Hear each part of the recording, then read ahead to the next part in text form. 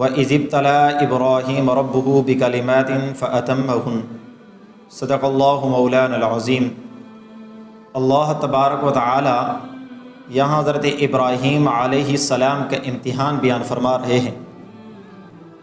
تو عموماً ہم دیکھتے ہیں کہ امتحان میں 4 چیزیں ہوتی ہیں۔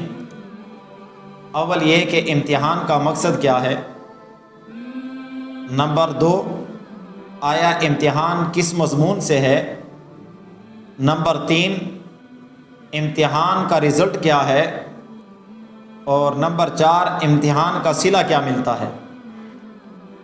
تو پہلا جو مقصد ہے کہ جس طرح طالب علم 5ویں کلاس کا امتحان دیتا ہے، اس کا مقصد یہی ہے کہ اساتذہ معلوم کرتے ہیں کہ آیا اس کے اندر قابلیت ہے کہ نہیں کہ اس کو 6ٹھی کلاس میں بٹھایا جائے۔ تو نامعلوم قابلیت کے لیے امتحان لیا جاتا ہے۔ تو ہم یہ دیکھتے ہیں کہ اللہ تبارک و تعالیٰ کی ذات علیم بصیر ذات ہے۔ اللہ تبارک و تعالیٰ کو قابلیت پرکھنے کے لیے امتحان لینے کی ضرورت نہیں۔ تو اللہ تبارک و تعالیٰ نے حضرت ابراہیم علیہ السلام کا امتحان کیوں لیا؟ تو قرآن مجید میں اللہ تبارک و تعالیٰ نے فرمایا وَإِذِ ابْتَلَىٰ إِبْرَاهِيمَ رَبُّهُ، کہ اللہ تبارک و تعالیٰ نے حضرت ابراہیم علیہ السلام کا امتحان لیا۔ یہاں لفظ ہے وَإِذِ ابْتَلَىٰ إِبْرَاهِيمَ رَبُّهُ، کہ جب حضرت ابراہیم علیہ السلام کا امتحان لیا اس کے رب نے۔ تو ربہ کے لفظ سے ہمیں معلوم ہوتا ہے کہ اللہ تبارک و تعالیٰ کے اسماء حسنہ میں سے اللہ تبارک و تعالیٰ نے یہاں اپنا نام رب لفظ لائے ہیں، کہ اللہ تبارک و تعالیٰ نے اپنا صفاتی نام یہاں رب پیش فرمایا کہ ابراہیم علیہ السلام کا امتحان اس کے رب نے لیا۔ رب کا معنی تربیت کرنے والا، پرورش کرنے والا۔ تو اس سے معلوم ہو گیا مقصد کہ اللہ تبارک و تعالیٰ نے نامعلوم قابلیت کے لیے امتحان نہیں لیا، بلکہ اپنے خلیل کی تربیت کے لیے امتحان لیا، تاکہ اس کی امتحان کے ذریعے تربیت کر دی جائے اور وہ اپنے اعلیٰ مقام تک پہنچ سکے۔ تو امتحان کا یہاں مقصد حضرت ابراہیم علیہ السلام کی تربیت ہے۔ اور اس کے بعد امتحان کس مضمون سے لیا؟ جب پڑھتے ہیں طلباء تو مختلف قسم کے فنون ہوتے ہیں، کہیں بایو فن ہے، کہیں کیمسٹری فن ہے، کہیں فزکس ہے، کہیں فقہ ہے، کہیں حدیث ہے۔ تو علیحدہ علیحدہ سبجیکٹ کا امتحان لیا جاتا ہے۔ تو حضرت ابراہیم علیہ السلام کو اللہ تبارک تعالیٰ نے آزمایا، تو اس امتحان کا مضمون کیا تھا؟ تو قرآن مجید میں اللہ تبارک تعالیٰ نے فرمایا بکلمات، کہ حضرت ابراہیم علیہ السلام کا امتحان لیا کلمات کے ذریعے، کچھ چیزوں میں۔ پھر مفسرین کرام نے اس کی تشریح میں کافی سارے اقوال ذکر کیے ہیں۔ پہلا ذکر مفسرین نے یہی کیا مختصراً کہ حضرت ابراہیم علیہ السلام کا کوئی امتحان فنی امتحان نہیں تھا، کہ جس طرح طلباء کا امتحان کسی مضمون میں، کسی سبجیکٹ میں لیا جاتا ہے، بلکہ حضرت ابراہیم علیہ السلام کا امتحان ایک تو اخلاقی برتری کا امتحان تھا، اور دوسرا عملی ثابت قدمی کا۔ اگر دیکھیں حضرت ابراہیم علیہ السلام نے یہ امتحان کس طرح دیا، کہ حضرت ابراہیم علیہ السلام ایک ایسے گھرانے میں پیدا ہوتے ہیں جو صرف بتوں کی عبادت نہیں کرتا، بلکہ وہ خود بت بناتے ہیں۔ یعنی ایسے خاندان میں پیدا ہونا کہ جس کے خلاف آپ اس کی ابتدائی حالات اور اس کے طریقہ کار کی مخالفت کرتے ہیں، یہ کتنا بڑا مشکل کام ہے۔ یہ تو آدمی اس وقت اس کو پتہ چلتا ہے کہ آدمی کو کسی طرف سے بھی سپورٹ نہ ہو۔ آج ہم اپنے ملک میں اگر کہیں ظالمانہ نظام ہے، اس کے خلاف آواز نہیں اٹھا سکتے۔ دوسرے ملکوں میں جا کر آواز اٹھانا اس سے بھی زیادہ مشکل۔ لیکن حضرت ابراہیم علیہ السلام کو اللہ تبارک تعالیٰ نے جب توحید کا علمدار بنایا تو گھرانہ ایسا جو خود بت بناتا ہے، پھر حکومت ایسی جو بتوں کی پرستش کرتی ہے، اور بادشاہ ایسا جو اپنے آپ کو خدا کہتا ہے۔ اس نظام میں حضرت ابراہیم علیہ السلام کو اللہ نے توحید کا اعلان کرنے کے لیے بھیجا۔ پھر آپ نے پڑھا ہوگا کہ کیسا امتحان، کہ لمبا واقعہ ہے، لیکن اس کا نتیجہ یہ ہوا کہ اس وقت کے بادشاہ نمرود نے حضرت ابراہیم علیہ السلام کو آگ میں ڈال دیا، جس کے بارے میں اللہ تبارک تعالیٰ نے قرآن مجید میں فرمایا قلنا یا نار کونی بردا وسلاما، کہ جب حضرت ابراہیم علیہ السلام اللہ کے لیے آگ میں کود پڑے تو اللہ تبارک تعالیٰ نے بھی آگ کو حکم دیا کہ اے آگ ٹھنڈی ہو جا۔ پھر قربان جاؤں رب کی قدرت پر، صرف یہ نہیں فرمایا کہ ٹھنڈی ہو جا، ہاں اگر رب صرف فرماتے کہ ٹھنڈی ہو جا تو ٹھنڈک خود ایک عذاب ہے۔ دیکھو برف کو اگر آپ ہاتھ پر رکھیں گے تو آپ کو ٹھنڈک کی وجہ سے تکلیف ہوتی ہے، اس طرح کا عذاب اللہ محفوظ فرمائے کہ جہنم میں بھی زمہریر کے نام سے ٹھنڈک کا عذاب لوگوں کو دیا جائے گا۔ تو اللہ تبارک تعالیٰ نے آگ کو حکم دیا کہ بردوں و سلامن، اس طرح برف کی طرح ٹھنڈی نہیں ہونا بلکہ نارمل ٹھنڈی ہو جا، سلامتی والی بن جا کہ حضرت ابراہیم کو تکلیف نہ پہنچے۔ حضرت ابراہیم علیہ السلام اللہ کے لیے اخلاقی طور پر اور عملی طور پر ثابت قدمی دکھلائی کہ آگ میں چھلانگ لگا دی۔ صرف یہاں پر امتحانات نہیں، صرف اتنی اخلاقی قدر نہیں، حضرت ابراہیم علیہ السلام کی اگر مکمل زندگی دیکھی جائے تو امتحان در امتحان ہے، کہ جب حضرت ابراہیم علیہ السلام اس امتحان سے پاس ہوئے تو اللہ تبارک تعالیٰ نے حکم دے دیا کہ اپنا ملک چھوڑ دو۔ حضرت ابراہیم علیہ السلام شام کی طرف سفر کر گئے۔ اپنی جگہ، اپنا قبیلہ، اپنا ملک، اپنا گھر چھوڑ دینا کوئی آسان بات ہے؟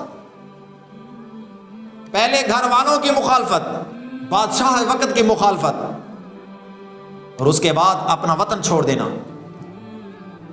پھر اس سے اگلا امتحان کہ ابھی ہجرت کی ہے، کہ حضرت ابراہیم علیہ السلام کو حکم ہوا کہ یہاں سے کوچ کرو، یہاں سے سفر اختیار کرو۔ حضرت جبرائیل امین لے کر چل پڑے، ساتھ میں حضرت ابراہیم علیہ السلام کی زوجہ محترمہ حضرت ہاجرہ علیہ السلام اور حضرت اسماعیل علیہ السلام بھی ساتھ ہیں، بیوی اور بچہ چھوٹا دونوں کو ساتھ لے کر چلے۔ حضرت ابراہیم علیہ السلام کہیں سبزے پر نظر پڑتی ہے تو پوچھتے ہیں کہ کیا یہاں اللہ تبارک تعالیٰ نے ڈیرا ڈالنے کا حکم فرمایا؟ حضرت جبرائیل امین کہتے ہیں نہیں، ذرا آگے۔ چلتے چلتے خشک پہاڑ اور ریگستان سی زمین آ گئی، صحرا جیسا، جہاں نہ کھانے کے لیے نہ پینے کے لیے، جہاں اللہ تبارک و تعالیٰ نے بیت اللہ کو بسانا تھا، مکہ مکرمہ جیسے شہر کو بسانا تھا، حکم ہوا کہ یہاں قیام ہوگا۔ اب حکم ہوا اس سے اگلا امتحان کہ اے خلیل اللہ، آپ بیوی اور بچے کو چھوڑ دو، اس جنگل میں، اس بیاباں میں چھوڑ دو۔ کتنی دل گردے کی بات ہے، معصوم خوبصورت سا بچہ ہو، نوجوان بیوی ہو، پھر اس کو اللہ کے حکم کے لیے بیاباں میں چھوڑ دینا، پہاڑوں میں چھوڑ دینا، یہ کوئی آسان بات نہیں۔ کوئی وہاں فارم ہاؤس نہیں تھا، کوئی بنگلہ کوٹھی نہیں تھی، نہ کوئی چھپرا بنا کر دیا، نہ کوئی مکان ہے، نہ کوئی محافظ ہے، کھانے کے لیے تھوڑا سا کچھ پانی اور کھجور۔ حضرت ابراہیم علیہ السلام کو حکم ہوا تو اتنی دیر اللہ کے حکم میں برداشت نہیں کی کہ بیوی کو بتا دیں کہ میں واپس جا رہا ہوں۔ حضرت ابراہیم علیہ السلام واپس چل پڑے۔ جب بی بی ہاجرہ نے دیکھا کہ حضرت ابراہیم علیہ السلام ہمیں چھوڑ کے جا رہے ہیں، آواز دی، آواز کا جواب نہیں دیا، دوڑتے ہوئے آگے آ گئی کہ خلیل اللہ ہمیں چھوڑ کے جا رہے ہیں۔ ابراہیم خلیل اللہ خاموش، بولنے کی اجازت نہیں۔ پھر فرمایا کہ رب نے حکم دیا ہے کہ ہمیں چھوڑ کر جاؤ۔ حضرت ابراہیم خلیل اللہ نے اشارہ فرمایا، قربان جاؤں وہ بھی نبی کی بیوی تھی، ایک نبی کی ماں تھی۔ کہنے لگی کہ جب رب نے حکم دیا ہے ہمیں چھوڑنے کا تو وہ رب ہمیں ضائع نہیں کرے گا۔ کیسی دیندار عورت، نبیوں کی ماں، کیسی عظیم ماں ہوگی۔ اللہ کے توکل پر، اللہ پر توکل کرتے ہوئے، یقین کرتے ہوئے معصوم بچے کے ساتھ وہاں ٹھہر گئی۔ پھر واقعہ ہے کہ حضرت اسماعیل علیہ السلام کے لیے پینے کے لیے پانی نہیں مل رہا تھا، وہ کھجوریں ختم ہو گئی، پانی ختم ہو گیا۔ اب ماں کی ممتا تڑپ رہی ہے، اب بیٹے کے لیے پانی کی تلاش میں کبھی صفا کبھی مروہ کے چکر لگا رہی ہے کہ پہاڑ پر چڑھ کے دیکھوں کہیں پانی نظر آ جائے، شاید کھانے کے لیے کوئی چیز مل جائے، لیکن اس بیاباں میں کھانے کے لیے کون سی چیز۔ پھر حضرت اسماعیل علیہ السلام کے لیے اللہ تبارک و تعالی نے حضرت جبرائیل امین کو بھیجا، اللہ نے پانی کا چشمہ جاری کر دیا جس کو آج ہم زمزم کہتے ہیں۔ اللہ تبارک و تعالی نے حضرت ہاجرہ کے لیے جو سنت بنائی کہ وہ جیسے پہاڑوں پر دوڑتی تھی صفا سے مروہ تک، اللہ تبارک و تعالی نے اس کو اتنا مقبول فرمایا، اللہ کو وہ عمل اتنا پسند آیا کہ آج تک وہ سنت جاری ہے کہ صفا مروہ پر حاجیوں کو دوڑنا پڑتا ہے۔ پھر جب پانی نکلا، جانور آئے، آبادی ہونے لگی، پھر اللہ تبارک تعالی نے اور امتحان لیا۔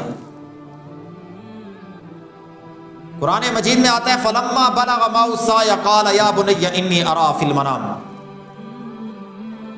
کہ حضرت اسماعیل علیہ السلام جب نوجوانی کے دہلیز کو پہنچتے ہیں، 12-13 سال کا خوبصورت لڑکا بنتا ہے، باپ کے ساتھ کام کرنے کی طاقت آتی ہے، تو حضرت ابراہیم علیہ السلام کو خواب میں حکم ہوتا ہے، دیکھ رہے ہیں کہ انبیاء کا خواب بھی سچا خواب ہوتا ہے۔ خواب میں دیکھا کہ اپنے بیٹے کو ذبح کر رہے ہیں۔ اب آئے بیٹے کے پاس، بیٹے کو خبر سنائی کہ میں نے تو یوں خواب دیکھا ہے، تو بیٹے نے جواب دیا قال ستجدنی انشاءاللہ من الصابرین، کہ لمبا تفصیل کے ساتھ کہ حضرت اسماعیل علیہ السلام کو لے گئے مینا کے میدان میں، وہاں ذبح کر رہے ہیں۔ تو اللہ تبارک و تعالی نے ان امتحانوں پر حضرت ابراہیم علیہ السلام کے لیے کیا فرمایا؟ یہاں خواب دیکھا تھا کہ میں ذبح کر رہا ہوں، اللہ نے فرمایا قد صدقت الرؤیا، کہ تحقیق پکی بات ہے کہ ابراہیم علیہ السلام نے خواب کو سچا کر دکھایا۔ اب امتحان میں تیسری بات ہوتی ہے کہ رزلٹ کیسا ہے، تو اللہ نے فرمایا کہ یہاں قد صدقت الرؤیا، کہ واقعی خواب سچا کر دکھایا، اور دوسری جگہ فرمایا وَإِبْرَاهِيمَ الَّذِي وَفَّى، کہ ابراہیم علیہ السلام کو جو کام دیا گیا وہ انہوں نے پورا کر دیا۔ اور یہاں فرمایا فَأَتَمَّهُنْ، کہ ابراہیم علیہ السلام ہر امتحان میں 100% کامیاب۔ امتحان اخلاق کا، عملی ثابت قدمی کا، کہ اللہ نے جو حکم دیا اس کو پورا کر دیا، جس طرح کا بھی حکم، نماز کا، روزے کا، خشوع خضوع کا، عاجزی کا، توبہ کا، یعنی جتنی بھی صفات ہیں مومن کی تمام کو حضرت ابراہیم علیہ السلام نے پورا کر دکھلایا۔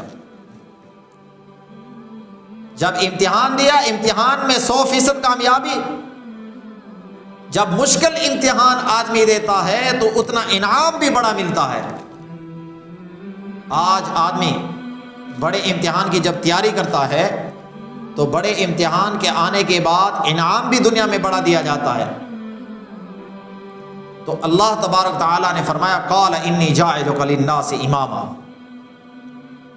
رزلٹ کیا دیا، پھر انعام کیا ملا؟ انعام اللہ تبارک تعالیٰ فرماتے کہ جب ابراہیم علیہ السلام کامیاب ہوئے، پورا کیا، تو ہم نے لوگوں کا پیشوا بنا دیا، اس کو امام بنا دیا۔ کہ آج جو دین حنیف کو ماننے والے ہیں، جو انبیاء کو ماننے والے ہیں، یہود ہو، نصارہ ہو، مسلمان ہو، تمام کے ہاں حضرت ابراہیم علیہ السلام عزت و عظمت والے ہیں۔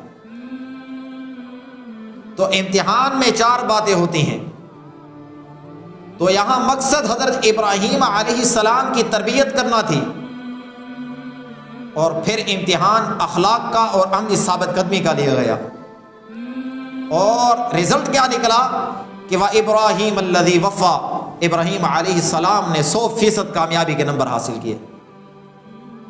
اور اس کے بعد انعام کے طور پر اللہ تبارک تعالیٰ نے حضرت ابراہیم علیہ السلام کو تمام لوگوں کا امام و پیشوا بنا دیا۔ اس کے بعد حضرت ابراہیم علیہ السلام نے ایک دعا کی، اللہ سے التجا کی، فرمایا رب العالمین مجھے تو لوگوں کا امام و پیشوا بنا دیا، قال انی جاعلک للناس اماما، لیکن قال ومن ذریتی، ربا میری اولاد کا کیا بنے گا؟ اللہ نے جواب دیا قال لا ینال احد الظالمین، ہاں آپ کے اولاد میں امام و پیشوا بناؤں گا، لیکن لا ینال احد الظالمین، کہ میرا وعدہ امامت و پیشوائی کا اس انسان، اس اولاد کے ساتھ نہیں جو ظالم ہو، نافرمان ہو۔ اس لیے یہ امامت اور پیشوائی کے لیے 2 چیزیں اللہ تبارک تعالیٰ نے لازم فرمائیں، جو حضرت ابراہیم علیہ السلام نے صفات پائی تھی، اور جن صفات میں ابراہیم علیہ السلام کا امتحان لیا گیا، اس امامت اور پیشوائی کے لیے مختصراً اللہ تبارک تعالیٰ نے دوسری جگہ فرمایا وَجَعَلْنَا مِنْهُمْ أَئِمَّةً يَهْدُونَ بِأَمْرِنَا لَمَّا صَبَرُوا وَكَانُوا بِآيَاتِنَا يُوقِنُونَ، کہ اس میں امامت اور پیشوائی کے لیے مختصراً 2 چیزیں بیان فرمائیں، کہ امامت کے لائق وہ آدمی ہے کہ جو اپنے نفس پر قابو رکھے، یعنی صبر اختیار کرے، وَكَانُوا بِآيَاتِنَا يُوقِنُونَ، اور اللہ تبارک و تعالیٰ کی آیتوں پر یقین رکھنے والا ہو۔ تو امامت اور پیشوا اور امیر بننے کے لیے، امامت اور پیشوائی کے لیے 2 چیزیں ضروری ہیں، ایک صبر اور دوسرا یقین۔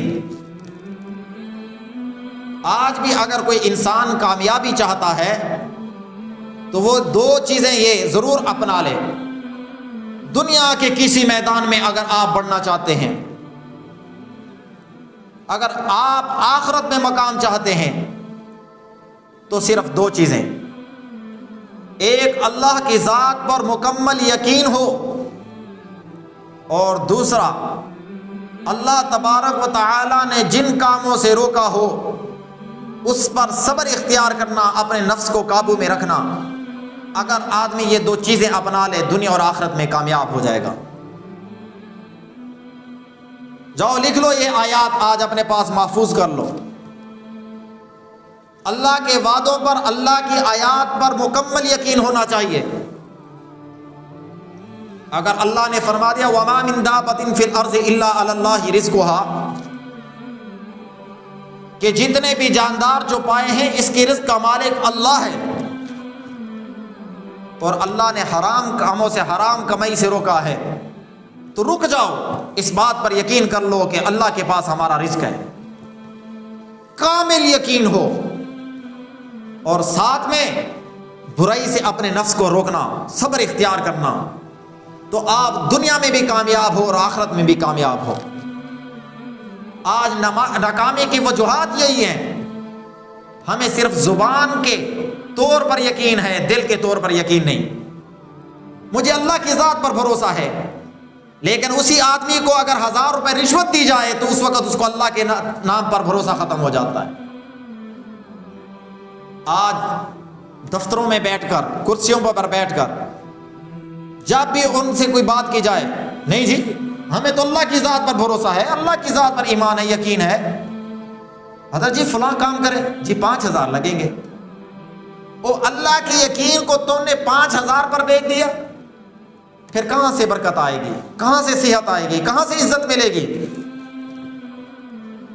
تو کامیابی کی 2 صورتیں، ایک اللہ پر کامل یقین ہو، لفظ سن لیں، کامل یقین، صرف یقین نہیں، کامل یقین ہو، اور دوسرا اپنے نفس پر قابو ہونا چاہیے۔ کبھی بھی اللہ کی نافرمانی میں نفس کو استعمال نہیں کرو، تو آپ کامیاب ہو جاؤ گے۔ تو اللہ نے یہاں فرمایا قال لا ینال عہد الظالمین، کہ اللہ اپنا نائب، امام اور پیشوا لوگوں کا اس آدمی کو نہیں بناتا جو ظالم ہو اور فاسق ہو۔ اس سے اور ایک مسئلہ نکلتا ہے، مفتیان کرام فرماتے ہیں کہ جس طرح پیشوا امام اللہ کا نائب ہوتا ہے، اللہ اپنا نائب کسی فاسق اور ظالم کو نہیں بناتے، اس طرح لوگوں پر فرض ہے، لازم ہے کہ جب وہ کسی کو امیر بنائیں، اپنا امام بنائیں، تو کسی فاسق اور ظالم کو نہ بنائیں۔ تو اپنے اختیار سے کسی کو آپ نے ظالم اور فاسق کو امیر نہیں بنانا۔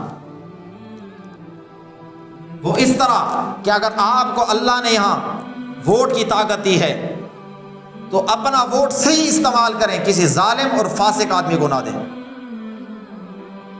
کبھی سب فاسق اور ظالم ہوتے ہیں، دیکھیں کہ اس میں کم درجے والا، اگر اس میں کوئی نماز کا پابند ہے، جو کم گناہ کرنے والا ہے، اس کو اپنے ووٹ کا حق دیں۔ بڑی برائی کے بدلے چھوٹی برائی اختیار کریں۔ لیکن آج ہم رونا روتے ہیں دنیا کا، لیکن اپنا جب اللہ اختیار ہمیں دیتا ہے تو ہم ظالم اور فاسق کو اپنا امیر بناتے ہیں۔